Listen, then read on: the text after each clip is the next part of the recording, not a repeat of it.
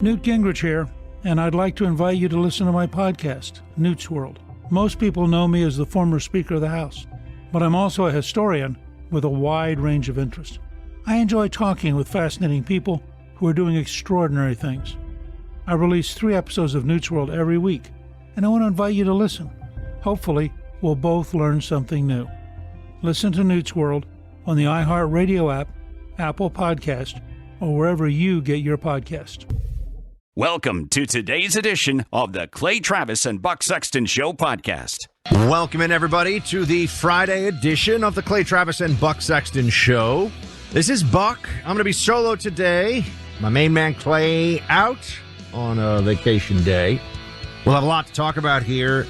The future of the GOP, obviously, in the aftermath of the midterm election. House investigations looming. The illegal immigration disaster from our wide-open border continues. We shall discuss some troubling indicators in the economy, inflation. The cult of Nancy Pelosi, will it actually become creepier and weirder than the cult of Ruth Bader Ginsburg was? If you recall, and I'm sure some of you do, because Nancy Pelosi, as we know, is no longer going to be Speaker of the House. She's not even going to run for leadership, and she's basically 80 years old, so I don't think she's likely to be Speaker again. I don't think she's going to run for leadership again. And you'll remember that there was a time when Ruth Bader Ginsburg, who was at that time, may she rest in peace, she was a tiny and frail old lady, and there were people who were doing videos of her amazing workout routine, and there were little Ruth Bader Ginsburg dolls being sold, and people talking about how she could do, 1,000 chin-ups with one arm or whatever. No, but there was a cult that built around her because it was about the power of the Democrat Party.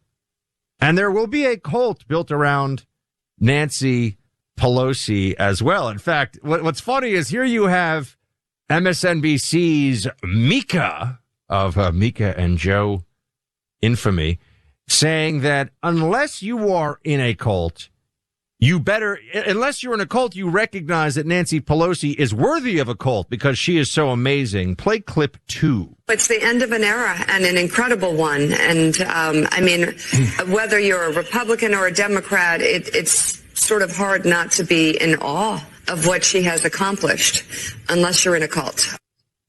Unless you're in a cult. So you better join the cult of Pelosi or else you're in the non-Pelosi cult or something like that. It makes absolutely no sense. But Nancy Pelosi, if we're looking at her legacy and leadership, dragged the Democrat Party to the hard left. We all know this. It's obvious. Nancy Pelosi was somebody who was an extremist just on the issue of abortion, for example. Any reason, all 9 months, taxpayer funding for it, all of the above, everything. And would describe herself as extremely Catholic. So, yes, Nancy Pelosi was in so many ways a huge fraud, but she did wield power ruthlessly as essentially the quintessential San Francisco liberal, right? Lives in a super fancy multi-million dollar mansion worth tens of millions of dollars. The good news, though, is that Nancy Pelosi, no longer in leadership, will focus her time on, I'm sure, a number of things, but the pursuit of using non-public information to make as much money in the stock market as possible, because they've been great at that. If you look at Nancy Pelosi's returns, and members of Congress have access to non-public information, somehow Pelosi, if you were mirroring the Pelosi family trades, you've done very well in the stock market. It's fascinating how that happens. She's like a genius. She's like Warren Buffett with longer hair. But this is what we're told. Anyway, the big thing for me last night, though, and we'll talk more about Pelosi a little bit later. And also, if you have any thoughts about the Pelosi era or anything else going on right now, the phone lines are open. 800-282-2882. The meltdown at Twitter is utterly fascinating. And I understand that of the people listening to this on radio or later on in the day in podcast, there's a very small percentage overall of you that are active on Twitter. But Twitter is really the single most for people in the media, for people that make a living in content and trying to spread information, ideas, it is the most interactive. And it's really the only place where the two sides of the ideological battlefield meet in any meaningful way. It doesn't really happen on cable news anymore. I remember growing up watching cable news, shows like Crossfire, and, on Fox, they'd have great debates. I remember there are so many, Christopher Hitchens going on Hannity's show and people, all these different names in the past, big debates on TV. Never happens anymore. This just doesn't happen anymore. And so one of the only places where there's actual engagement in the battlefield of ideas is on Twitter. Now, the left, as you know, has had a massive hand on, not even a thumb, like an entire fist pressing down on the scale for their side. And this manifested itself most clearly right before the 2020 election with the infamous, but very, very intentional suppression of the Hunter Biden laptop story with the 50 intelligence professionals. Oh, yeah, we're real serious intelligence professionals. Decades and decades of super secret squirrel stuff. We're telling you, that's Russian disinformation. And people all across the country who are honest and capable of independent thought immediately thought to themselves, okay, well, that's ridiculous. It's some, Oleg and Yuri FSB guys in a basement somewhere outside of Moscow. Well, let's take the photos of Hunter and we'll doctor them so he's almost in the tighty whities all the time with the handgun sometimes, lots of drugs, cocaine, No, that's not actually what happened, as we all know. As good as anybody may think the Russian domestic intelligence service may be at its mischief, the FSB, the Federalnaya Sluzhba Bezopasnosti. For those of you who want to know what the acronym actually stands for. It was not Russian disinformation, as we know. And that itself may very well have made the difference in the election. I think everyone is waking up now more than ever to the reality of what the American political electorate looks like, which is you've got, a mass on one side of the ideological divide, a mass on the other, left and right, lib, conservative, Democrat, Republican, and then this tiny, tiny sliver of people who can be persuaded one way or the other, who may or may not vote. And we are fighting over 1% of voters, basically. All this stuff that you hear going on. And so that's, I think, why there's so much of an echo chamber effect, because especially on the left, they figure if we can just get our message out, blast it out the most, we will eventually win just through the sheer force of words and repetition. So here we are now looking at Twitter, a place where they've had unfair dominance, not through their actual idea. And there are more libs on Twitter than there are conservatives. That's also true. That's accurate. But they've had active measures taken on their side to make sure that they are more dominant, and understand that the news cycle is often driven. So if you're whether a local newspaper subscriber, like my dad still kicks it old school. He likes newspapers, right? He'll fold them out. He can do all that stuff. You give me a newspaper, I get tangled up in it. I look like I'm trying to sleep in it. I can't handle actual newspaper. I'm digital native. So I've been doing, the website since I was a teenager now. That's where I get my news.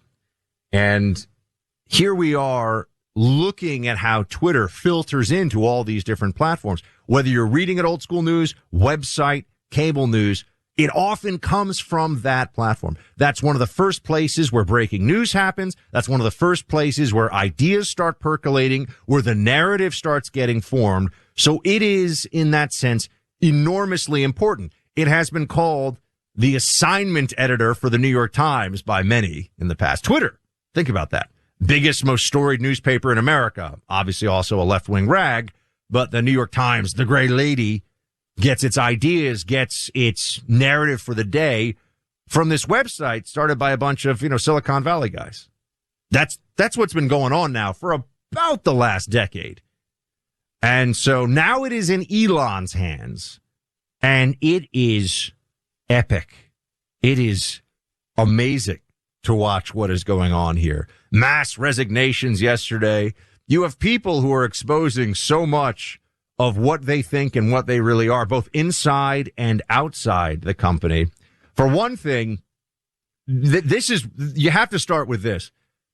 You have journos who overwhelmingly have humanities degrees in, communications, God forbid, but it's true, journalism itself, gender studies, things like this, who are smugly lecturing Elon Musk, who is worth $200 billion, roughly, give or take. I guess maybe 150 now because he bought Twitter, but whatever. The richest man in the world who sends rockets into space more efficiently than NASA, who has revolutionized the global electric vehicle market so that electric cars aren't just glorified go-karts. They're actually cool. I've been in Teslas. I got to say, I like them. And it's not because I'm saving the planet from CO2. I just like them. They're really cool. They're good cars. Now, there's a lot that needs to be done with the infrastructure to make sure you got the charging stations and all that. But you have people who have never seen a balance sheet, who would basically describe themselves over a couple of bottles of Zima as socialists, talking about how Elon Musk doesn't know how to run Twitter. Elon's destroying Twitter. Look what he's doing. It's all going down. No, in fact, what you see. Oh, actually, here's a perfect example. A CNN media reporter is just saying Elon is gutting Twitter. He's ruining it. He's destroying it. Play cut 15, sir. What the hell is going on here? Did he buy a company that he could not afford, or that he does not understand, or that he really didn't want? I mean, that's the million or $44 billion question. I'm not sure I can get in Elon Musk's head. The question is there a strategy in all of this? I think if you talk to people who are close with Elon, they would say that there is a strategy, of course. He wants to improve the platform. He wants to disrupt it and create a subscription service, for instance. It's just that he's moving so fast. He is just breaking everything in the process. I mean, there's something to be said about people who take risks and move fast and break things. But in this case, he is just, destroying the platform seemingly from the inside. Yes, let's take entrepreneurship advice from a bunch of TV news anchors who truly could not run a child's lemonade stand on a Saturday afternoon on a sunny day. Let's take advice from them. Let's hear what they have to say about this social media platform that has 300 million active users, give or take, and that has been the single, really, in recent years, certain, and by the way, it's because of Trump. People always forget this. Twitter became the center of the news formation universe under Trump because he'd wake up in the morning and he would tweet out 5 things, 10 things, whatever it was. And then that would set the news cycle for the day. You couldn't be in the media and covering the news and not have some idea of what was going on Twitter because of what Trump did. So Trump, ironically, pushed this platform into the stratosphere in terms of relevance. But what we found out was that then they had to shut it down and use it against, or shut him down and use the platform in every way they could for partisan advantage. So what you have now are a bunch of crybabies who, when they get emails from Elon saying you have to be hardcore in your work ethic, they go, oh my gosh, where's my work-life balance? I am used to coming in every day at 11 a.m. with my pet therapist meeting me because I'm obviously bringing in my favorite Shih Tzu along with me. And we're talking about oh my gosh, what are we going to do today? They're all whining and crying and the whole thing. You don't need people like that to run a company. You actually don't. But they infiltrated the HR department, and then they took over the diversity and inclusion department, and then they took over the corporate suite. And now it's all about, how everybody has to get their, vegan sushi rolls made for them for their 3-hour lunches every day. I mean, you could see there are these videos about this. There are actual videos where people show what their day is like at Twitter. So many of you, see, here's the thing. I worked in the federal government, right? I worked in the CIA, which is a massive entity. And there are much bigger ones, obviously. If you work at the Department of Defense, you've worked in a place that's orders of magnitude larger. But you work in a huge bureaucracy. What does everybody know in a huge bureaucracy? Everybody who's there, who's honest, will say, 10% of the people do 90% of the essential work, and 30 or 40% of the people do all the actual work. And then everybody else is just kind of there. This is just true of bureaucracy. Elon is applying that basic logic and understanding, which he knows from running companies and doing amazing things, and the libs are in panic about it. Absolute panic about it. Oh, he's going to destroy the whole company. It's been a couple of weeks. Chill out, libs. How about that? But see, they can't, because they know that once the battlefield of ideas online opens up in a meaningful way, once the accounts get restored, if President Trump wants to come back, Ron DeSantis maybe gets really active on Twitter, you name it. I mean, there are lots of people that have been kicked off, and Ron obviously hasn't been kicked off of Twitter, but there are lots of big names out there who could get really active.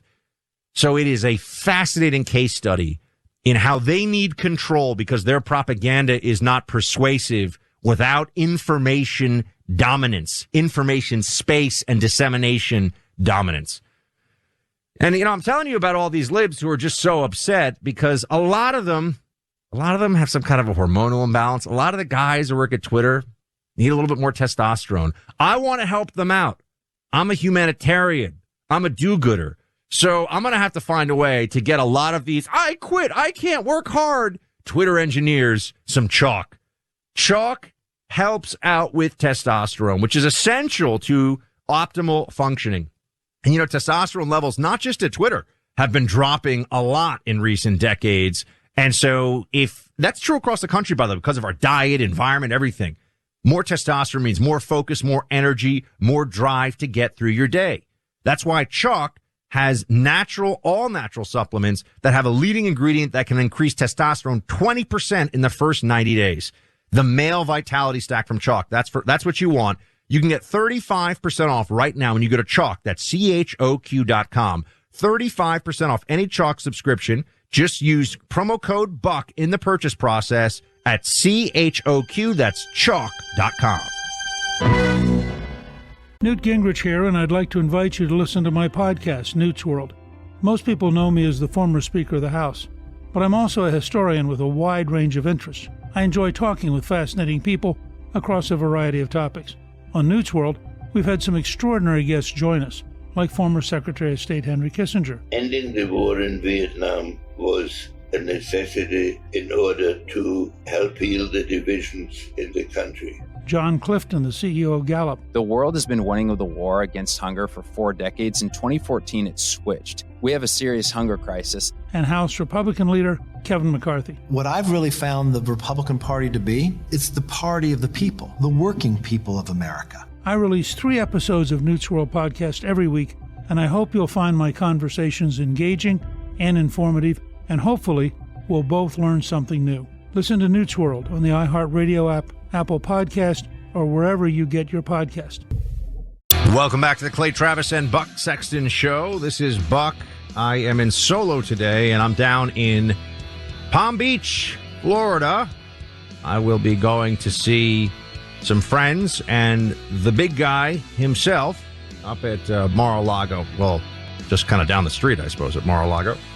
And there's an event there tonight, so I'll get a chance to see 45, chat with some friends of the program and others who will be there as well. I want to tell you a story, if I can, about, as you know, I love history. This one really sticks with you when you learn it. You might have heard the name Pavlik Morozov. Pavlik Morozov. Does that ring a bell? Pavlik Morozov was born in, well, what is now Russia, what was then Russia, then became the Soviet Union. And he was the son of poor peasants, but he was the leader of the communist youth in his village. And he was about 12 years old when his father, who was the leader, this is back in 1930, his father was the leader of the local Soviet. Soviet means council, if anyone's wondering, or a small collective of people coming together to make decisions. His father was the leader of the local Soviet in his town, and 12-year-old Pavlik thought that his dad was an enemy of the Stalinist revolution underway. And so he publicly denounced him for being too favorable to the kulaks. Now, the kulaks were essentially the landowning farmer class that became, well, they were liquidated murdered en masse by the Soviet regime. But young Pavlik Morozov thought that his father was insufficiently devoted to the revolution. So he denounced his own father and denounced his own family, his own parents publicly. And he was then killed by kulaks and glorified as a martyr by the Soviet regime. So he was glorified by them because the idea was the ideology is all that matters. Your family, your parents, none of that has any bearing. All that matters is the revolution. All that matters is collectivism, communism. That's it. Now, when you look at some of these stories, one, obviously, that as a tool of propaganda was meant to break down family bonds.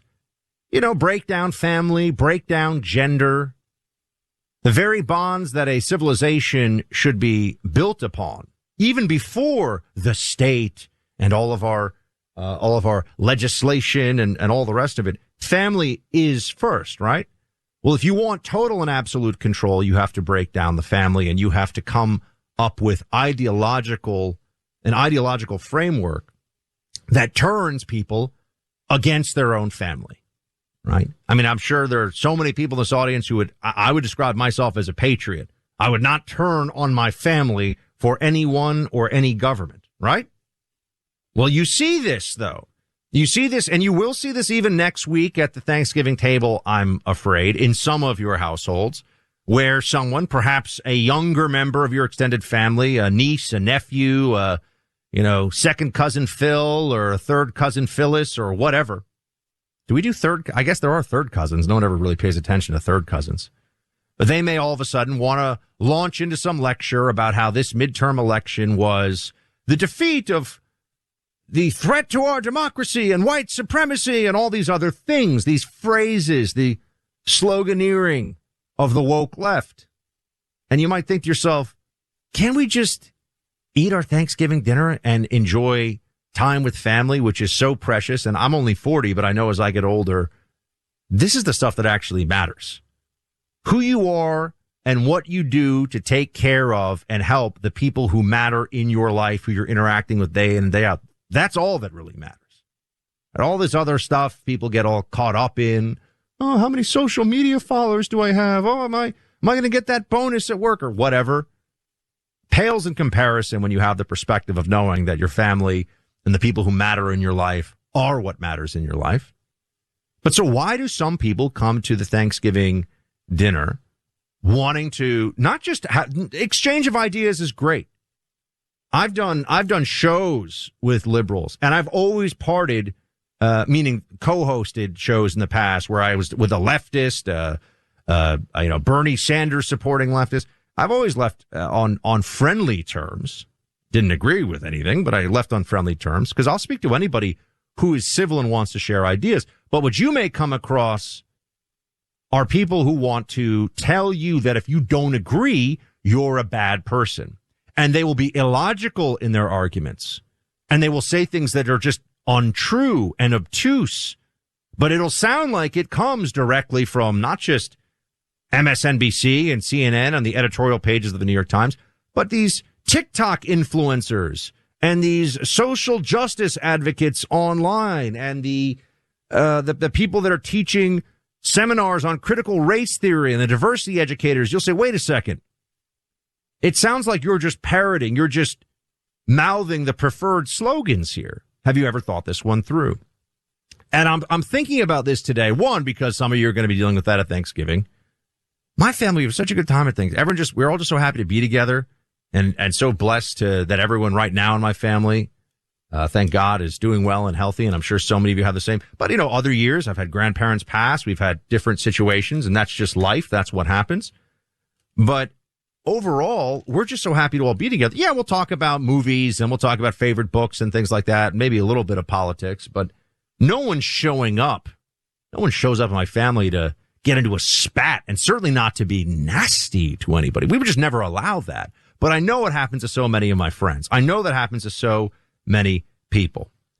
You may have seen an extreme example of this, a modern day Pavlik Morozov denouncing the parents situation that has gone viral this week, again, on social media. There is a billionaire auto loans magnate named Donald Foss. He died, unfortunately, in August of a very aggressive cancer. This happened, obviously, cancer's taken so many of our loved ones over the years. And this is something that you would just say, obviously, thoughts and prayers for his family. And well, it turns out one member of his family, his youngest daughter, Samantha, 19 years old. I'm just wondering, before I tell you where this is going, do any of you want to guess? Does Samantha go by plural pronouns? You answered yes. You got that one right. They. Does Samantha, his daughter, who is an adult, so don't give me but she's just a kid. She's an adult. She's 19 years old. She wanted to speak publicly about this. She shared it. She's proud of it. Okay, well, let's talk, because this is the indoctrination that colleges and universities are doing to your kids all across the country right now. And TikTok and social media. You are fighting against the apparatus. It is more slick. It is more entertaining than the Soviet version, but it really isn't all that different in what it is trying to bring about. The division and destruction of families, the division and destruction of the load-bearing walls of our civilization. You know, things like gender, male roles, female roles, mom, dad, all this kind of stuff. If you can get someone to attack their own parents, to denounce their own parents. By the way, this was at the heart of the Cultural Revolution in Maoist China as well. It's not unique to the Soviet Union. And the very term itself, brainwashing, comes from a transliteration of the Chinese for washing of the brain that occurred during the Cultural Revolution, as in you had to just believe what they said, say what they said, and that included turning in your own family members. So billionaire auto loans guy Donald Foss, he dies. His daughter's 19 years old. She describes herself as a black supremacist. Oh, his wife is African American. So this is his daughter. Okay, this is his daughter. His wife was black. His daughter is biracial. And she is at her father's funeral. And this is the kind of stuff she says at the funeral of her own dad, and then promotes publicly and celebrates when it goes viral. Play the clip. When you died, it solidified the fact that you'll never be what you could have been, but only what you are. And what you are is a racist, misogynistic, xenophobic, Trump-loving, cis-straight white man. That is all you will ever be to me.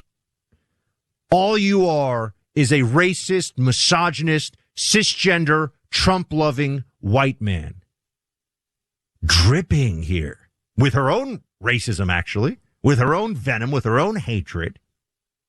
And you might be wondering, young Samantha, who is already being celebrated, just like Pavlik, by the communes, by the commissars.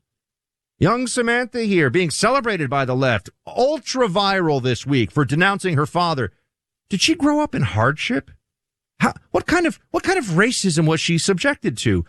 Again, by all accounts, loving father who married her mother who is black. She's calling this man a racist. There's a lot of bizarre going on here, right? Hold on a second. Loving to his daughter. She grew up in a $7 million home and goes to a $60,000 a year private college that, of course, him and his estate are now paying for in Georgia, and had nothing but not just advantages, the lap of luxury. She is a spoiled brat. But it's worse than that. It's worse than that because her mind, her brain has been washed. The brainwashing has occurred. The commissars and their TikTok videos and their posts on Twitter and all of the constant CRT and the racial divisiveness that has become so important to the left because this is what their power is based on, identity politics. It has been so infused in this young woman's brain that she would stand at her father's funeral. And she says even worse stuff, completely denounces him. Doesn't love him, doesn't miss him, total disgrace because he's a Trump voter.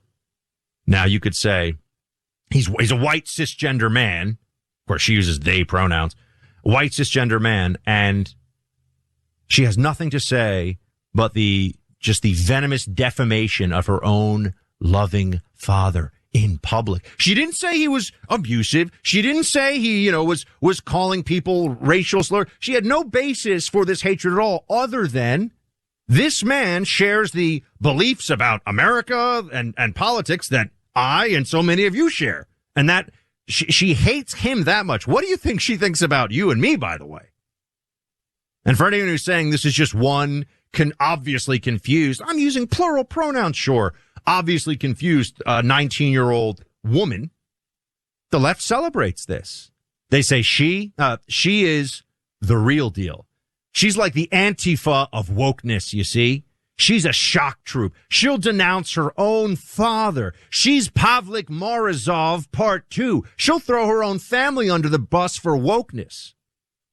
If you don't think that this is being taught to your own children right now in schools, and even more potently in many ways online and by the apparatus, you're not seeing what's going on. And I know many of you do see it. I know you do recognize this, but I'm just for anybody out there who has any doubts. For anyone who's saying, "Oh, Buck, I live in a red state. Things are more normal here in the school." Really? What do you think it's like online? What do you think the YouTube influencers who spend more time talking to your kid most likely day in and day out than anybody else, what do you think they're saying? Oh, if your parents voted for Trump, or they're Republicans, or they don't support transgender affirmation surgery for 12-year-olds, they're monstrous. Not just to disagree with them, to actually openly hate them. Why?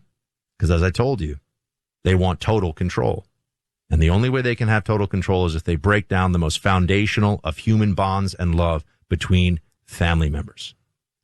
This is the left in America today. I know it's disconcerting, but it is the truth.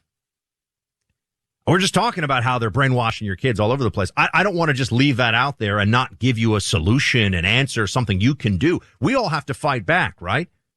Take note of the Tuttle Twins books. Look, I know it's hard to get kids to read these days, and you got to get them locked into something that they're learning from, but that also is promoting the kind of values you want for your children. That's what the Tuttle Twins books do. They're opening up interesting discussions about things that really matter for our kids' futures as well as our country. Some teachers, as you know, so many books focusing on activism, brainwashing your kids to hate their country, to disagree with, and maybe worse, their own parents. The Tuttle Twins books counteract that. You want an antidote to the wokeness madness for your kids? Try the Tuttle Twins books. Helping kids understand logic and beauty and personal liberty, that can be complicated, but it's essential. These simple books with pictures and thought-provoking stories make it easy for your kids to understand. Go to TuttleRadio.com. That's Tuttle, Tuttle, radio.com to get these life-changing books for all the kids in your life. You'll get free workbooks and 35% off. To all the parents out there and all the aunts and uncles, and, if you want to just get a great gift for the kids in your life this holiday season, TuttleRadio.com. Let's talk about winning, as in how we win close elections, because it's absolutely essential. We've been drilling down on this one. I want to bring somebody into the mix here who's both a good friend of mine, close to President Trump and his top advisors, and knows what it means to put a ground game in place and how elections are won. Our friend Ned Ryan, he is the founder of American Majority. He is with us now. Ned, always appreciate you having you. Yeah, no, good to be on with you, Buck. And there have been a lot of questions and a little soul searching since last Tuesday. And I think I have come up with the conclusion of what actually happened and what we should be doing moving forward. I know you've got a piece that's going up shortly, and I don't want to get too much of it out there on the air because I want you to be able to publish it and then direct people to it. But you write in this piece, Ned, after sifting through a lot of rubble since last Tuesday and having done some soul searching on even basic knowledge of politics, I've come to a few conclusions. American politics has entered a new age.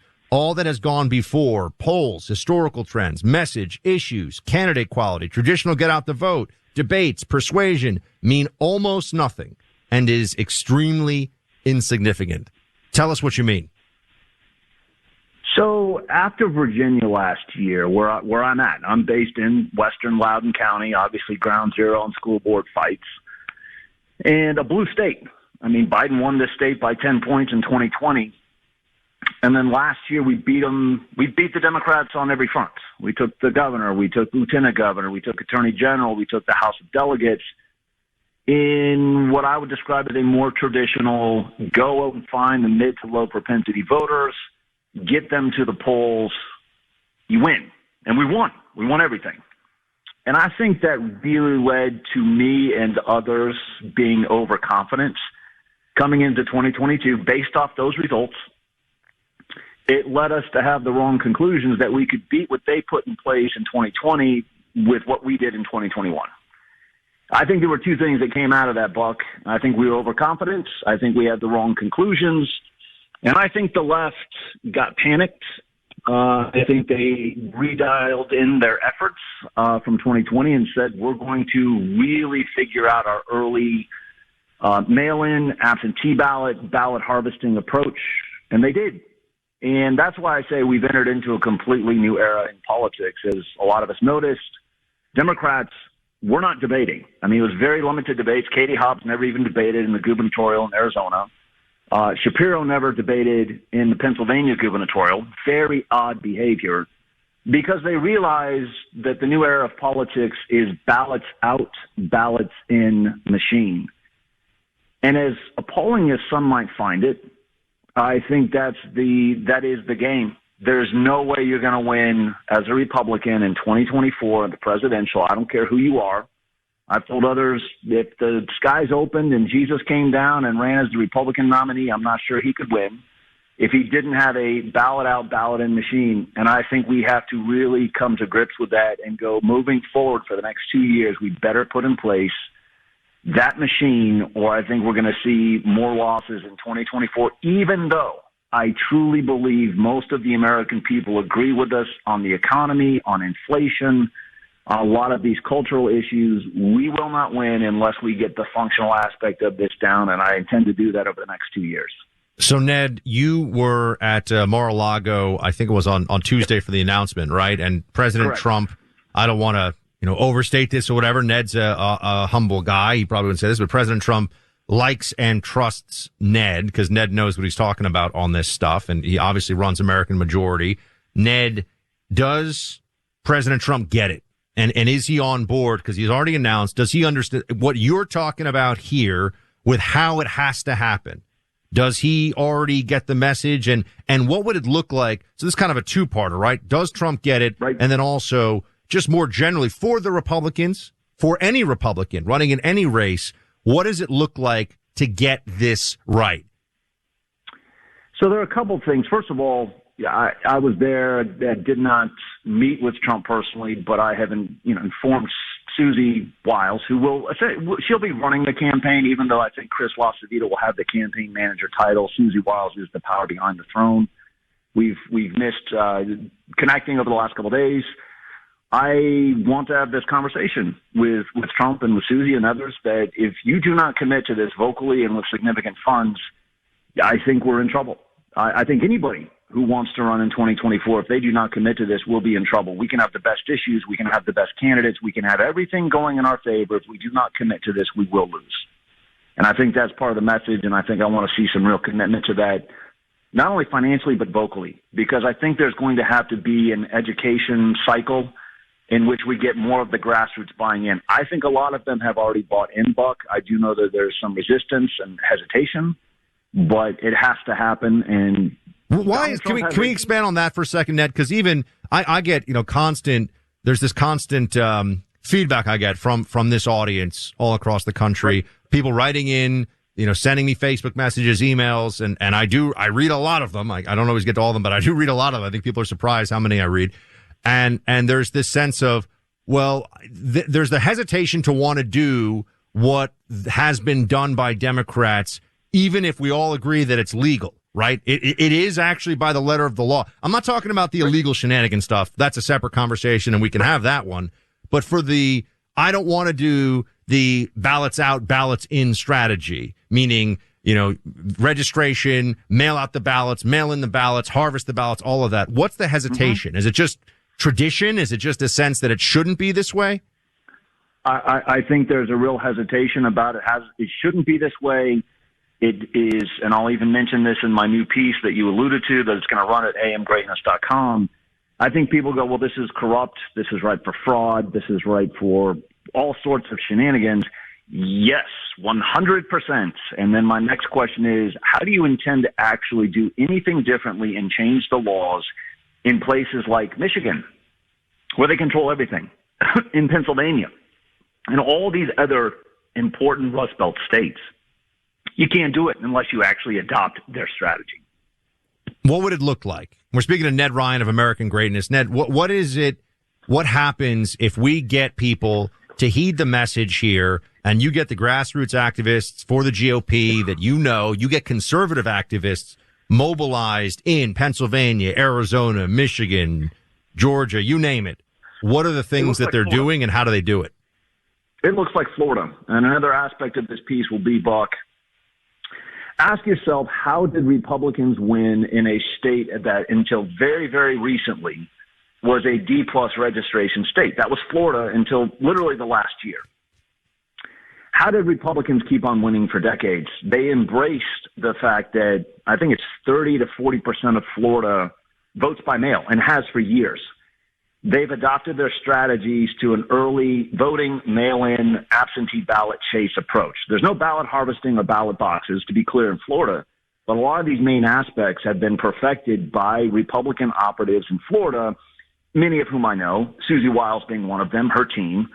I think what it looks like is implementing a lot of the Florida Republican plan in Arizona, in Nevada, in Wisconsin, Michigan, Pennsylvania, persuading the grassroots. This has been done. It is fine. We must embrace it. If we do not, we will lose. Then we can have the conversation, Buck.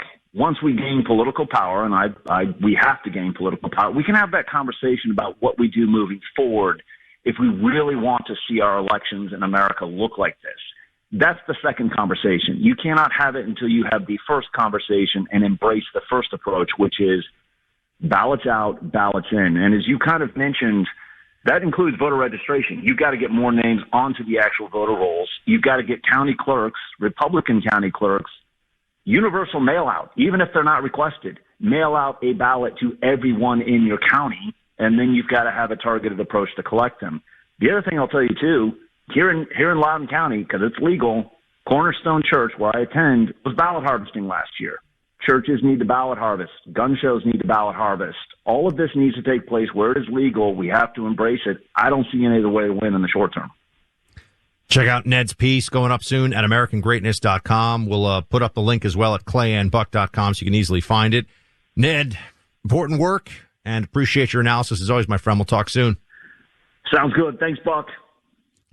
So I'm planning to go on Friday. Clay is going to be solo. I've got a day planned out, taking a day off, which I never do, so I can go shooting. I'm going to go shooting with a couple friends of mine who are former SEALs because, they're amazing at what they do. And we're going to be training all day. We're going to be doing handgun, long gun, carbine, all of it, right? 8 hours out there on the range. We're going to burn through probably thousands of rounds of ammunition. It's going to be fantastic. But you know what I've been doing in the meantime to get ready for this? My Mantis X system. Mantis X is an amazing dry fire at-home practice system that requires no ammunition to help your firearm skills. It's a firearms training system that is no ammo, all electronic, and data-driven. So the Mantis X gives you data-driven real-time feedback on your firing technique, guides you through drills and courses. 94% of shooters improve within 20 minutes of using the Mantis X, and I'm one of them. Honestly, it's biomechanics, my friends. It's just repetition. You have to get trigger pull is so important. I have this issue. I pull left when I pull. I pull left when I pull. The Mantis X helps so much with it. The product's now being used by U.S. military and special forces. It's military-grade technology at an affordable price. It is a must-have for every gun owner. If you believe in your Second Amendment rights, you must also act on your Second Amendment responsibility to be competent in your shooting ability. Start improving your shooting accuracy today. Get yours at MantisX.com. That's MANTIS. Mantis, like praying mantis. MantisX.com. Newt Gingrich here, and I'd like to invite you to listen to my podcast, Newt's World. Most people know me as the former Speaker of the House, but I'm also a historian with a wide range of interests. I enjoy talking with fascinating people across a variety of topics. On Newt's World, we've had some extraordinary guests join us, like former Secretary of State Henry Kissinger. Ending the war in Vietnam was a necessity in order to help heal the divisions in the country. John Clifton, the CEO of Gallup. The world has been winning the war against hunger for 4 decades. In 2014, it switched. We have a serious hunger crisis. And House Republican leader Kevin McCarthy. What I've really found the Republican Party to be, it's the party of the people, the working people of America. I release 3 episodes of Newt's World podcast every week, and I hope you'll find my conversations engaging and informative, and hopefully we'll both learn something new. Listen to Newt's World on the iHeartRadio app, Apple Podcast, or wherever you get your podcast. Welcome back to the Clay Travis and Buck Sexton Show. This is Buck. I got breaking news for you. More breaking news today. And, oh boy, any moment now, Attorney General Merrick Garland will be holding a press conference. The press conference will be so that he can name a special counsel in the criminal probe of President Donald Trump, former President Trump. This is what is going on right now, and it is just like clockwork, isn't it? I want to know, before I even talk too much about what I think is going to happen here and what their moves are, let us just note something here. They will have had a special counsel under the Bush administration appointed. Notice, we appoint special counsels or allow special counsels to be appointed even when we have the White House, right? This ends up happening somehow. Oh, we had under Trump, you had Jeff Sessions recuse himself, special counsel appointed. Bush administration, there was a special counsel looking into they always said looking into leak. They knew who leaked the name. They just pretended that they didn't know so they could open an investigation about national security. It was all so they could get Dick Cheney or Karl Rove. We all know it. It was just a hunting expedition to destroy one of those senior Bush administration officials.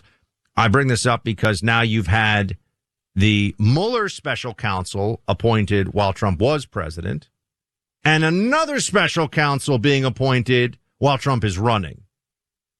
The shamelessness with which they deploy lawfare against Trump, it can't be overstated. They just don't care, folks. And I sit here and I tell you, a lot of people are, just wait. Any moment now, there's going to be the big pushback after the Mueller special counsel against Donald Trump. They're going to we're going to see justice. People who lied about the Russia collusion probe are going to, nope, didn't happen. They got away with it. I'm just here to tell you the truth. It doesn't make me happy to say this. It doesn't feel good to have to say this out loud, but I'm here to tell you what really went down in that special counsel situation. And they were able to get away with it.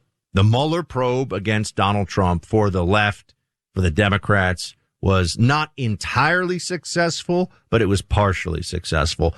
Total success would have been the impeachment and removal of Donald Trump from office and then the actual criminal prosecution of him. That was what they were hoping to do. As crazy for not actually doing anything wrong. Remember, they impeached him twice. 1 special counsel, 2 impeachments. And now, as I speak to you, they're going to name a special counsel in the probe of Donald Trump for the documents at Mar-a-Lago. Wait a second. Hold on a second. The special counsel's name is not being announced. I'm sorry. Hold on. Hold the presses. These libs are so ruthless, honestly. I mean, they're horrible, but it's almost impressive how dirty they fight and how disgraceful they are. Like, you look at this, you say, wow. 2 Department of Justice investigations of Donald Trump, according to NBC News here. One is focused on whether Trump broke the law and obstructed justice in connection with his removal of hundreds of documents from the White House, which were shipped to his residence at Mar-a-Lago Club in Palm Beach, Florida. The other probe is related to the January 6th Capitol riot by a mob of Trump supporters. Garland is going to be making, you know what, guys, we should take the top of this and join it in progress, because this is remarkable. They're setting up, they've already had congressional hearings. CNN has been running the January 6th minute-by-minute update for 2 years now. And they're gonna have not one, but 2 special counsels appointed by Biden's DOJ to get Trump. This is a full-on get Trump operation. The guy announces, days later, 2 special counsels appointed to invest. Remember, there has to be a criminal basis for this. These are criminal investigations. They are suggesting with this that there is at least it is feasible that Donald Trump committed serious crimes and therefore needs to be investigated in a way that separates it out from the normal chain of command at the Department of Justice. So it's the make-believe, Biden's team is they're washing their hands of this. Two special counsel. I gotta be, honestly, 1 special counsel is crazy enough. 2, why not 10? Why not just go for it, libs? Just have 5 special counsels simultaneously. Let's have some people come forward and make crazy allegations against Trump. Let's have someone come forward and say, we need a special counsel to see whether, Donald Trump failed to pay a parking ticket back in 1992. Just go with it. At what point is it well beyond the pale? I would also note, I think people would have realized how psycho, when I say people, I think that some of the persuadable voters who unfortunately got the whole threats to democracy stuck in their minds. Whoa, threats to our democracy. The real threat, as somebody who has spent time in countries where there have been authoritarian dictators, past and present, where countries have completely fallen apart, where there has been civil war, where there have been insurgencies, let me tell you something. When the party in power starts doing show trials, that's when you really got to worry. When the party in power has somebody who makes fun of journalists and they get very sad, that's actually not a threat to democracy. So what Trump was doing, as much as it hurt feelings at CNN, but when they use the apparatus of the Justice Department itself as a political weapon, as they are so clearly doing here, who would want, think about all of the messages that this sends to everybody. You're going to want to run for office in this country? This is showing us, if you take on, and I want to be very clear here, there's so much. If you take on the apparatus, if you fight against the Democrat elite's machinery, you're going to get destroyed, is what they're telling you. Even if you do nothing wrong, even if you're only a patriot, they will find a way to hound you, prosecute you, harass you, bankrupt you, put tremendous stress on your family, maybe cause a split, a divorce, whatever. They will just ruin you because you're a threat to their power and nothing else matters. That's the message that I think anybody else takes from this Trump situation. I mean, how many special counsels, how many impeachments, they just had the attorney general for the state of New York bring a laughable civil fraud case against the Trump organization. Even people that hate Trump were like, this is a joke. They just keep doing it. Notice that the Democrats' mania, their fixation on their hatred from Trump translates into sue him again, investigate him, more investigations. Just keep going. Just keep going. Two special counsels simultaneously. I mean, think about this.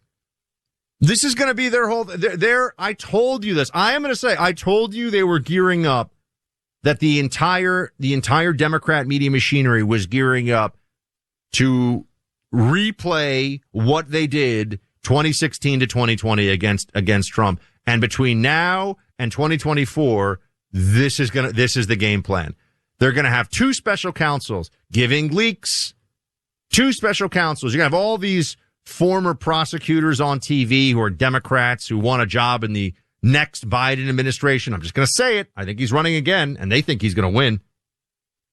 They're going to go on TV. Well, any moment now, Donald Trump the walls are closing in. He's going to prison. This is what they're going to do. They have been waiting for this moment.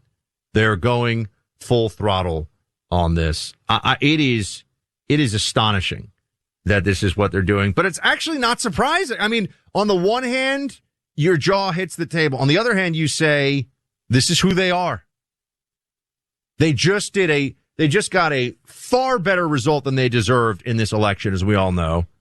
They had 5 million fewer votes than Republicans, but they micro-targeted and ballot harvested and did all this stuff they had to do and whatever else they were doing, too. We may still find out some more of that. And now they bring this because all that matters is that they're in power. All that matters is that they get to call the shots. And there is the very real possibility here that they may bring a criminal indictment for. They won't get anything on the January 6th. They're not going to be able to indict Trump for that. Although,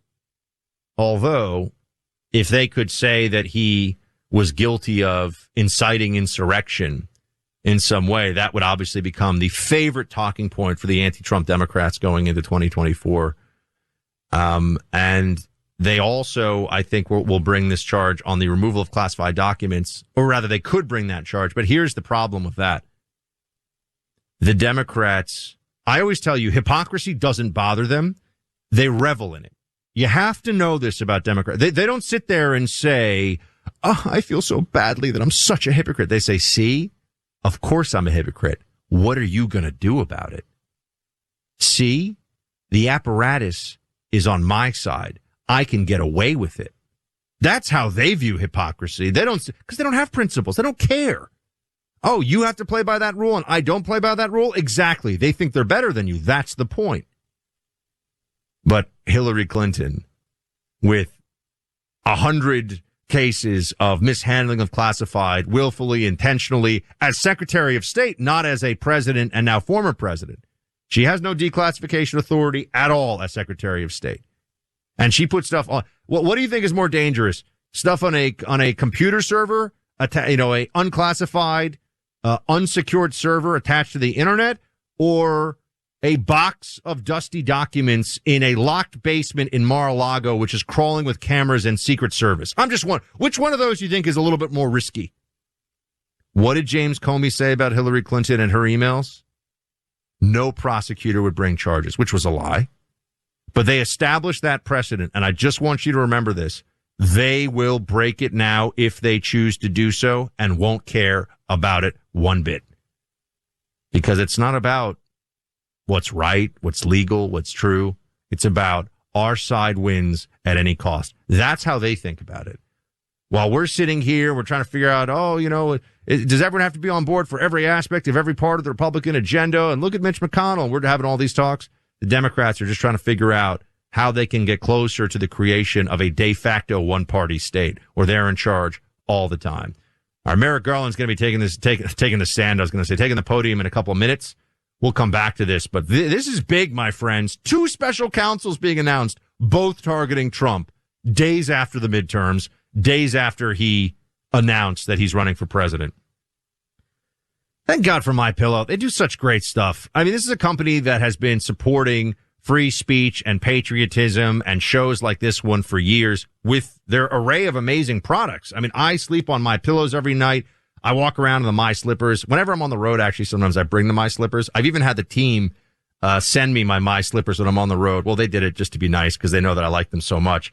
But you know what also is a great product from MyPillow? Their towel sets. Very absorbent, but super soft, and they feel so good on your skin.